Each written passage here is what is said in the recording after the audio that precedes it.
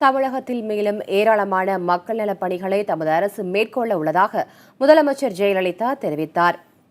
மாற்றுக் கட்சிகளிலிருந்து விலகி அதிமுகவில் ஆயிரக்கணக்கானோர் இணையும் நிகழ்ச்சி சென்னை ராயப்பேட்டையில் உள்ள YMCA மைதானத்தில் நடைபெற்றது.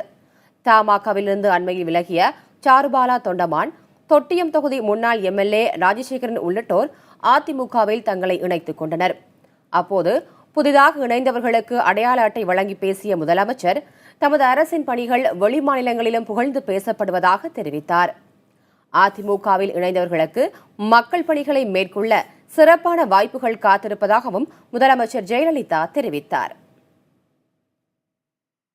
மக்களுக்காக உழைக்கும் ஒவ்வொருவருக்கும் பொது வாழ்வில் பெரும் எதிர்காலம் உண்டு.